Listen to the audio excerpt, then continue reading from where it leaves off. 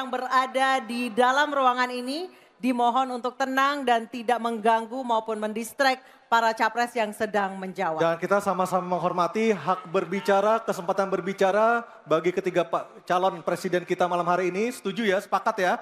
Hadirin ya. Sepakat Bisa semua? dijaga ya semua ya. Baik, baik. Kita akan lanjutkan acara kita malam hari ini. Kita sepakat untuk menjaga ketertiban. Baik, dimohon tenang, baik. Kepada 3 calon presiden, Bapak Anies Baswedan, Bapak Prabowo Subianto, dan Bapak Ganjar Pranowo. Mohon Kita tenang, sudah sepakat, mohon Bapak-Bapak, tenang, kita sudah Ibu-Ibu. sepakat tadi untuk menjaga ketertiban. Oke, kami mohon untuk menuju ke podium, Bapak-Bapak. Baik, di segmen ini kami akan kembali dengan pendalaman visi misi dan program kerja calon presiden 2024 dengan memberikan pertanyaan yang telah dibuat oleh 11 panelis. Namun sebelum itu kami ingatkan sekali lagi para hadirin dimohon untuk tenang dan supaya acara ini dapat berlangsung dengan kondusif. Dan menghormati hak berbicara. Betul. Calon presiden yang sedang berbicara, Nisa ya. Dan untuk segmen ketiga ini pertanyaan dimulai untuk calon presiden nomor urut 2 Bapak Prabowo Subianto dan kami persilakan kepada panelis Ibu Iren Gayatri untuk mengambil undian subtema pertanyaan di dalam fishbowl. Kami persilakan Bu Iren.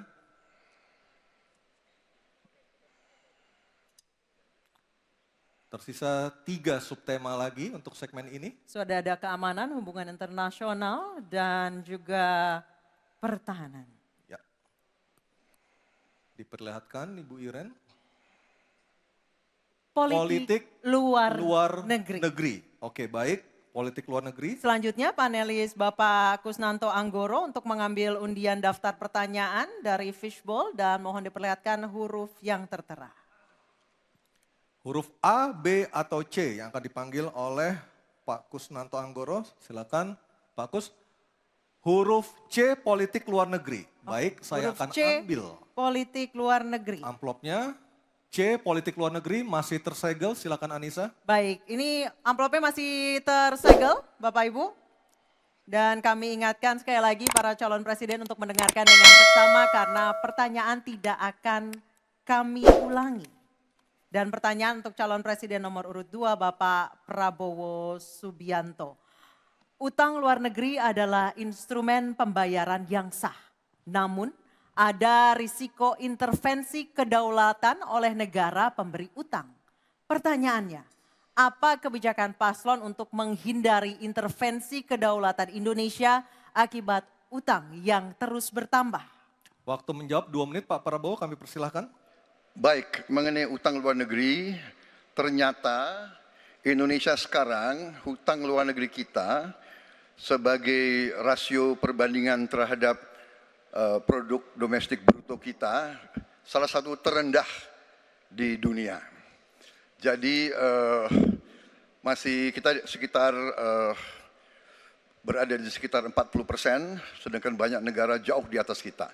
Kedua, kembali lagi dengan manajemen yang prudent, pengelolaan yang baik, dan dengan strategi ekonomi yang tepat, terutama dengan hilirisasi, di mana kita bisa mendapat keuntungan sebagai bangsa, ini memperkuat posisi tawar kita.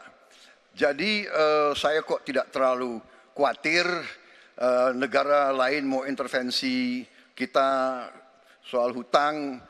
Kita sangat-sangat dihormati, kita tidak pernah default. Saya keliling seluruh dunia, mereka sangat hormat dengan Indonesia, kita tidak pernah gagal hutang. Dan saya sangat optimis, tapi kembali kita harus punya kekuatan pertahanan yang kuat supaya tidak bisa diintervensi, tidak bisa digertak, tidak bisa diintimidasi. Hanya dengan kekuatan kita akan dihormati dan kita akan amankan kekayaan kita, amankan ekonomi kita, amankan pembangunan kita menuju Indonesia makmur, Indonesia kaya. Terima kasih. Masih ada sisa waktu Pak Prabowo? Ya, Mohon tenang. saya tegaskan kembali ya bahwa pelajaran sejarah manusia yang lemah akan selalu ditindas. Kita lihat saja apa yang terjadi di Gaza. Kita tidak boleh lemah, kita tidak boleh Baik, waktu habis. dilindas oleh Waktu bangsa habis lain. Pak Prabowo, kami persilahkan kepada calon presiden nomor urut 1, Bapak Anies Baswedan untuk menanggapi jawaban dari capres nomor urut 2 dalam waktu. Oke, silakan Anissa.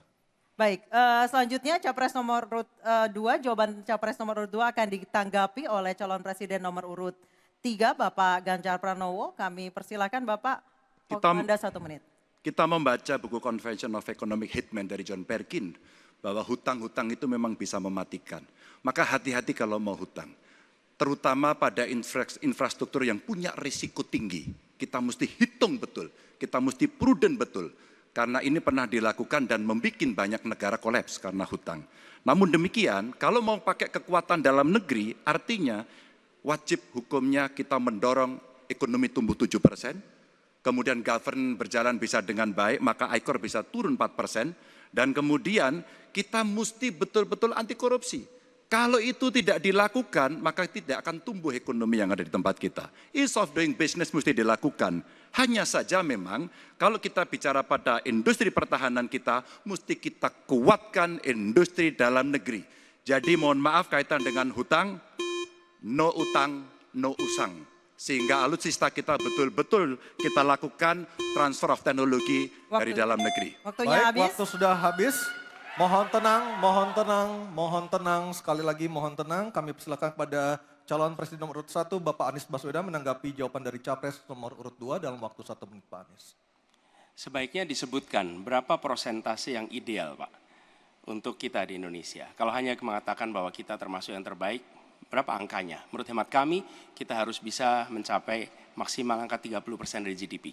Sehingga kita aman di situ, di bawah 30%. Dan itu caranya apa? Dengan satu menata hutangnya, yang kedua memperbesar GDP-nya.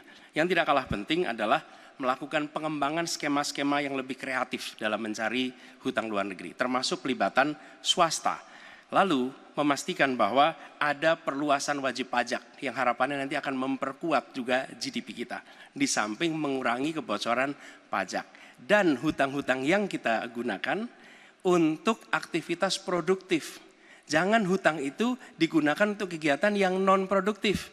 Misalnya, hutang dipakai untuk membeli alutsista bekas oleh Kementerian Pertahanan. Itu bukan sesuatu yang tepat.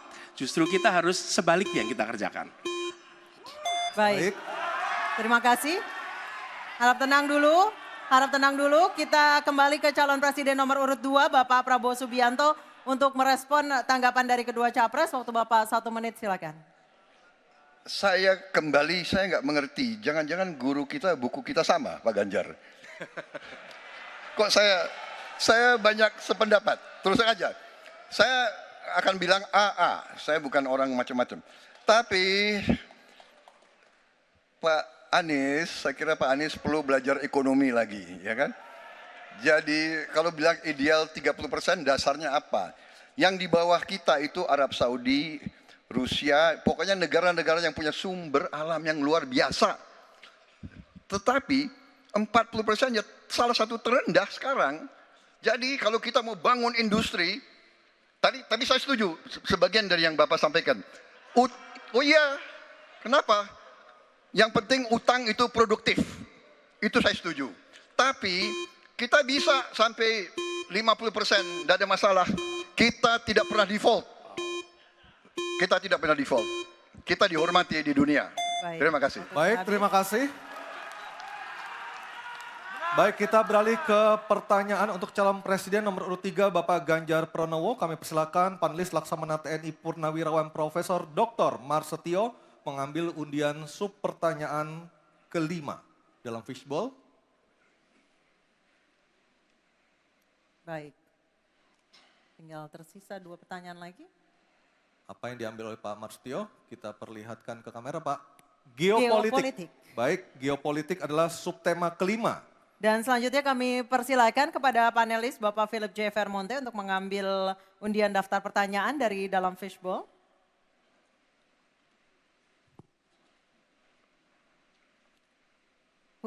Huruf A. Geopolitik huruf A. Geopolitik Saya huruf ambil A. Baik. amplopnya, masih tersegel. Silakan Anissa. Baik, kita akan buka amplop yang tersegel ini. Subtema kelima yang harus dijawab adalah tentang geopolitik. Dan kami ingatkan kembali kepada calon presiden untuk mendengarkan dengan seksama karena pertanyaan tidak akan kami ulang. Dan pertanyaan untuk Bapak Ganjar Pranowo adalah konflik Laut Cina Selatan belum selesai dan Code of Conduct belum disepakati. Bahkan menjadi arena persaingan hegemoni Amerika Serikat dan Tiongkok. Pertanyaannya, apa inisiatif baru yang ditawarkan paslon agar Indonesia berkontribusi dalam mengelola konflik Laut Cina Selatan? Waktu menjawab 2 menit Pak Ganjar, kami persilahkan. Indonesia bukan claimant. Jadi sebenarnya kita punya banyak langkah untuk bisa kita lakukan. Yang pertama adalah kita evaluasi perjalanan selama ini bagaimana di Laut Cina Selatan tidak pernah selesai. Sudah dengan DOC, sudah dengan COC, 20 tahun lebih tidak pernah selesai. Maka usulan kami sangat jelas dan clear. Apa itu? Kesepakatan sementara. Kenapa kesepakatan sementara ini mesti kita dorong dan kita inisiatif agar kita bisa mencegah sesuatu yang tidak kita inginkan. Kita tahu persis, modernisasi peralatan di Tiongkok akan selesai di tahun 2027. Apa artinya? Kalau kita bicara One China Policy, maka seluruh dunia pasti akan mengakui bagaimana peran itu. Yang kedua, ketika kemudian peran itu menjadi kuat, maka bukan tidak mungkin cerita-cerita potensi terjadinya konflik dengan negara lain akan muncul. Mungkin perangnya tidak sampai ke Indonesia, tapi pada sisi lain kita bisa kena dampak. Yang berikutnya, bagaimana patroli bisa kita perkuat juga di wilayah Laut Cina Selatan. Maka kita butuh tanker-tanker terapung yang bisa dipakai untuk tentara-tentara TNI Angkatan Laut kita untuk bisa berpatroli. Sehingga logistiknya menjadi sangat murah. Tidak lagi kembali ke titik awal atau mereka bilang kami hanya pergi. Kalau kembali kami tidak bisa lagi karena logistik kami habis. Maka inilah titik-titik penting yang mesti kita dorong dan kita akan bisa membawa posisi inisiatif ini untuk membuat tadi yang saya sampaikan adalah kesepakatan sementara untuk menghindari potensi-potensi yang lainnya lebih tinggi. Kita akan meredam dengan cara itu. Terima kasih. Baik, terima kasih Pak Ganjar. Selanjutnya kami persilahkan. Mohon tenang. Harap tenang. Mohon tenang Bapak dan Kita Ibu sudah sekalian. sepakat di awal Bapak Ibu. Kami persilakan calon presiden nomor urut 1 Bapak Anies Baswedan untuk menanggapi jawaban dari capres nomor urut 3. Waktu Bapak 1 menit dimulai ketika berbicara. Jawaban Pak Ganjar tidak ada satu kata pun menyebut kata ASEAN. Padahal kata kuncinya di dalam menyelesaikan persoalan ini adalah ASEAN. Dan Indonesia negara terbesar di ASEAN, pendiri ASEAN. Indonesia harus kembali menjadi pemimpin ASEAN yang dominan.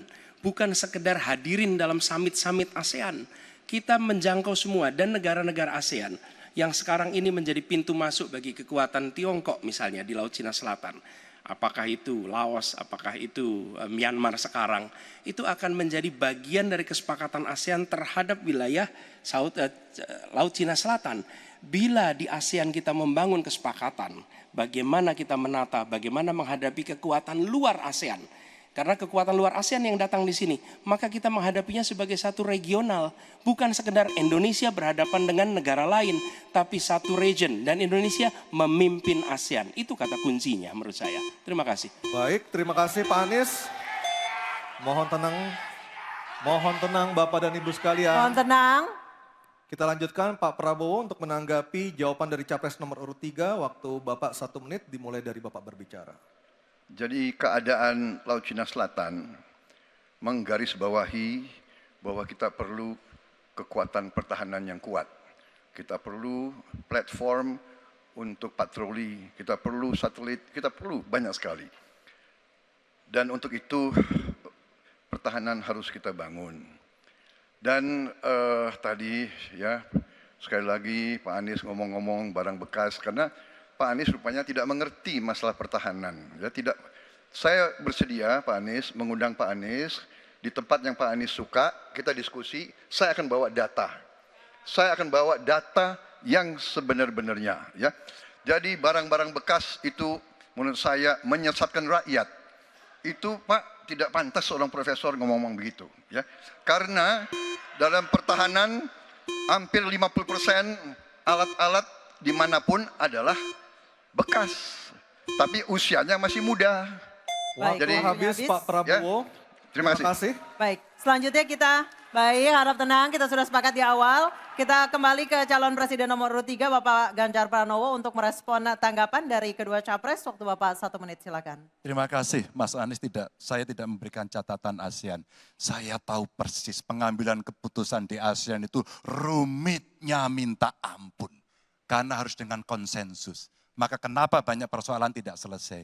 Disitulah ketika kemudian amanah yang diberikan kepada saya, revitalisasi ASEAN. Agar kemudian pengambilan keputusannya tidak bulat. Sehingga kalau kita berbicara Laut Cina Selatan kemudian menggerakkan ASEAN, oke itu betul. Tapi terbayangkan DOC, COC yang sudah lamanya minta ampun 20 tahun lebih tidak pernah selesai. Maka pengambilan keputusannya, proses pengambilan keputusan di ASEAN itulah yang mesti juga kita review sehingga akan bisa lebih cepat. Yang berikutnya, saya sepakat alutsista angkatan laut yang ada di sekitar sana harus menjadi prioritas. Dan begitu saya jadi presiden, kita tunjukkan kedaulatan kita, gas yang ada di Natuna Utara harus dieksploitasi oleh kita sendiri untuk menunjukkan power kita pada Waktu dunia. sudah habis Pak Ganjar, Habis. terima kasih. Oke. Mohon tenang, masih ada satu sub pertanyaan lagi yang harus dijawab oleh ketiganya pada sesi ini, pada segmen ini. Kami beralih ke pertanyaan untuk calon presiden nomor urut 1, Bapak Anies Baswedan, dan kami persilakan kepada Profesor Dr. Widya Setiabudi Sumadinata untuk mengambil undian pertanyaan subtema. Silakan Pak Widya. Ini adalah yang terakhir. Yang ke-6. Yang diambil oleh Pak Widya, subtemanya adalah globalisasi. Baik, globalisasi subtemanya. Baik, selanjutnya kami kembali persilakan panelis Ibu Kuri Maharani Savitri untuk mengambil undian daftar pertanyaan dari dalam fishbowl dan memperlihatkannya kepada moderator dan juga kepada hadirin serta kepada para capres. C. Globalisasi C. Baik, saya ambil amplopnya C, globalisasi masih tersegel. Anissa silahkan. Baik, sekali lagi masih tersegel. Ini globalisasi huruf C. Kita akan lihat bersama. Kami ingatkan kembali sekali lagi bagi para calon presiden untuk mendengarkan pertanyaan dengan seksama karena kami tidak akan ulang. Pertanyaan untuk Bapak Anies Baswedan adalah globalisasi membuka peluang masuknya budaya asing ke Indonesia, tetapi juga memungkinkan budaya Indonesia untuk mendunia. Pertanyaannya, bagaimana strategi paslon mempromosikan budaya populer Nusantara untuk mendukung pertumbuhan ekonomi nasional? Waktu Bapak menjawab 2 menit Pak Anies, kami persilahkan. Ya. Negara harus mengalokasikan sumber daya yang cukup di bidang kebudayaan. Bukan dipandang sebagai biaya, tapi dipandang sebagai investasi. Dengan begitu, maka karya-karya kita, dari mulai kuliner, karya seni seperti film, itu menjadi tumbuh berkembang dan kemudian bisa dibawa ke level global. Dan kita berencana di dalam diplomasi ini melibatkan semua, diaspora dilibatkan, mahasiswa dilibatkan. Mereka yang berada di luar diajak menjadi bagian dari diplomasi. Kemudian yang tidak kalah penting, kita ingin membangun rumah kebudayaan Indonesia di tiap-tiap region di seluruh dunia. Sehingga di tiap-tiap region kita akan memiliki satu tempat di mana Indonesia menunjukkan karya budayanya.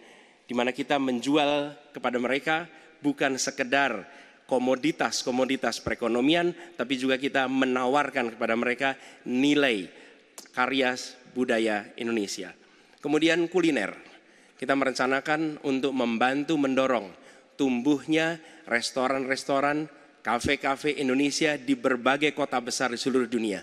Sebagaimana sekarang di Jakarta kami menyaksikan banyak sekali restoran asing di sini. Kita harus memiliki rumah kuliner Indonesia di berbagai tempat. Dan itu siapa? Negara yang ada di belakangnya. Negara yang fasilitasi. Dengan begitu maka swasta yang terlibat akan bisa mengelola ini, tapi awalnya investasi dari negara. Dan lalu disiapkan kredit yang memungkinkan bagi usaha kecil mikro untuk menjadi bagian dari diplomasi kebudayaan Indonesia. Kemudahan di dalam permodalan, kemudahan di dalam mengakses pasar internasional, itu semua dilakukan supaya seluruh jajaran bisa terlibat di dalam kampanye diplomasi kebudayaan Indonesia. Terima kasih.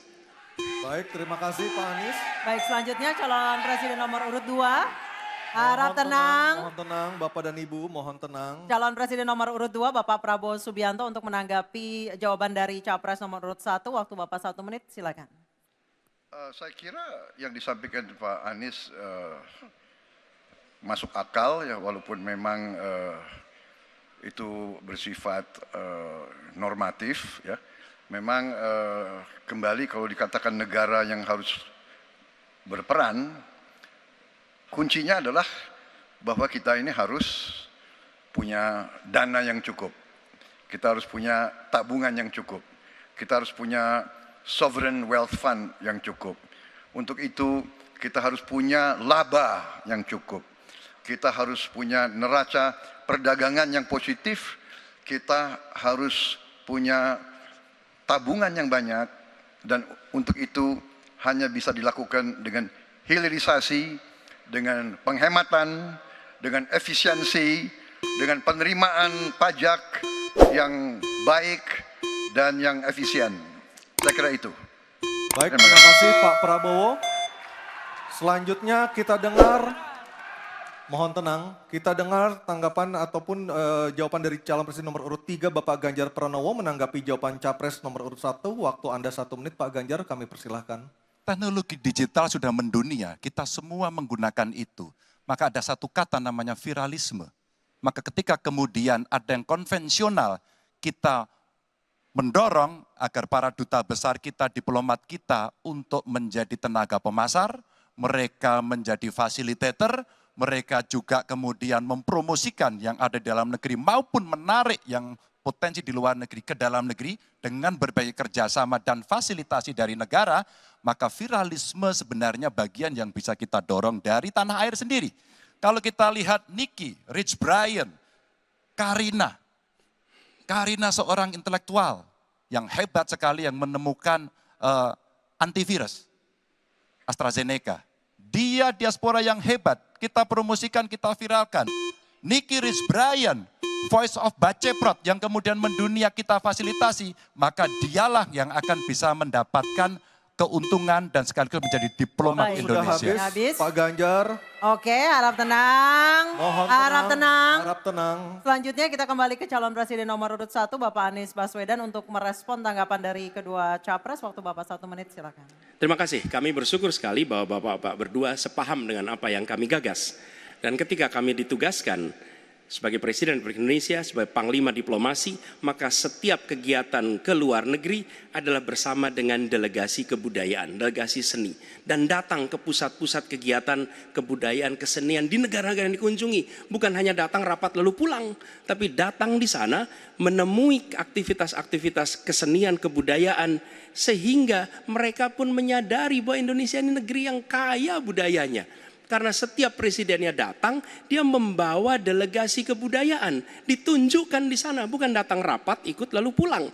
Dan dengan cara seperti itu, maka dunia akan menyaksikan. Ingat, setiap presiden datang sebuah negara, seluruh media di negara itu memperhatikan. Itu kesempatan luar biasa untuk mempromosikan Indonesia, dan itu yang kami kerjakan di samping yang sudah kami lakukan, kami katakan tadi. Terima kasih. Baik, terima kasih Pak Anies, Pak Ganjar, dan Pak Prabowo. Dan kami persilakan untuk para capres untuk kembali ke tempat duduk masing-masing. Dan kita akan jeda sejenak dan debat ketiga calon presiden pemilu tahun 2024 masih akan terus kembali. Kali ini bukan mau jawab pertanyaan dari panelis, tetapi Betul. pertanyaan dari antar calon presiden. Akan ada bertanya dan menjawab dari para calon presiden. Dan kita akan kembali di debat ketiga calon presiden pemilu tahun 2024. Fiona, Aku nggak mau. tunggu dulu Fiona. Apa? Hari kasih sayang. Kalau itu mah aku juga udah tahu. Bukan gitu sayangku. Hari itu adalah hari pemilihan umum sayang. Aku jadi Iya dong. pengen deh ke TPS tersayang sama kamu. Jangan lupa ya, tanggal 14 Februari 2024 datang ke TPS. Gunakan hak pilih kamu. Mas, Bunganya belum dibayar. Oh iya.